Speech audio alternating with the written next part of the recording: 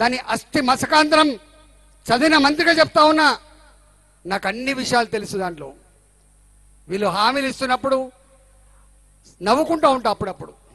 తనది కాకపోతే ఎక్కడ దాకా దిగమంటాడు, తనది కాకపోతే ఢిల్లీ దాకా దిగమన్నట్టుగా.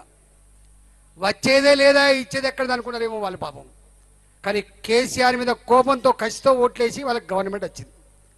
వాళ్ళే నమ్మలేకపోతున్నారు నిజంగా వచ్చిందని. కానీ వాళ్ళ హామీలు ఉన్నాయి. ఇప్పుడే నేను విమర్శించదలుచుకోలేదు, కానీ మీరు ఇచ్చిన హామీలు అమలు చేయగలిగే సత్తా నీ ప్రభుత్వానికి ఇప్పుడు కాదు కదా, ఇంకా 10 ఏళ్ళకు కూడా ఉండదనే విషయం రేపు చెప్తాం. మళ్ళీ ఎన్నికలలో ఏమిచ్చినావు నువ్వు?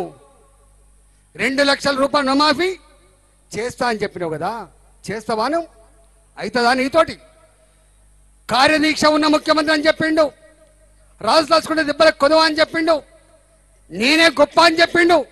గా ముఖ్యమంత్రి 1 లక్ష రూపాయలు రుణమాఫీ చేయలేక చతికిల పడ్డాడు కేసీఆర్. చివరికి జీతాలు ఇవ్వమంటే కొన్ని జిల్లాలకు ఫస్ట్ వీక్లో, కొన్ని జిల్లాలకు సెకండ్ వీక్లో, కొన్ని జిల్లాలకు థర్డ్ వీక్లో ఇచ్చే పరిస్థితి వచ్చింది. ఆ ముఖ్యమంత్రి దళితులకు దళిత బంధిస్తా అని చెప్పిండు, గొల్ల కుర్మలకు గొర్లిస్తా అని చెప్పిండు, బీసీలకు బీసీ బంధిస్తా అని చెప్పిండు. ఏది ఇవ్వలేకపోయిండు. ఇది కూడా అంతకంటే దారుణంగా విప్లవం అయితే తప్ప ఇంకోటి కాదు.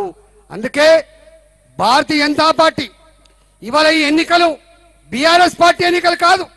ఈ ఎన్నికలు బీఆర్ఎస్ పార్టీ కోటైతే ఏం చేస్తాడని ఎంపీఐ ఏమి చేసేది లేదు. కాంగ్రెస్ పార్టీ గతంలో 40 వచ్చింది, ఈసారి మళ్ళీ 40 వస్తలేదు తెలియదు. నార్త్ ఇండియాలో తూడిచిపెట్టకపోతుంది.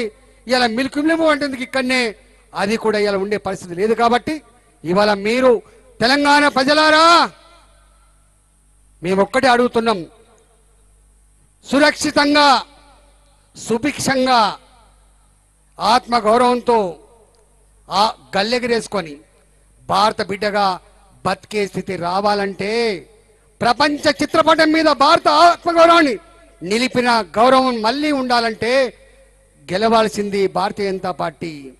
మీరు ఆశీర్వదించాల్సింది నరేంద్ర మోడీ గారిని. కాబట్టి తప్పకుండా మీరు పార్టీతో సంబంధం లేకుండా, జెండాలతో సంబంధం లేకుండా ఈ మట్టి బిడ్డలుగా నరేంద్ర మోడీ గారిని, భారతీయ జనతా పార్టీని సంపూర్ణ మెజార్టీతో గెలిపించాలని చెప్పి కోరుతా ఉన్నాం.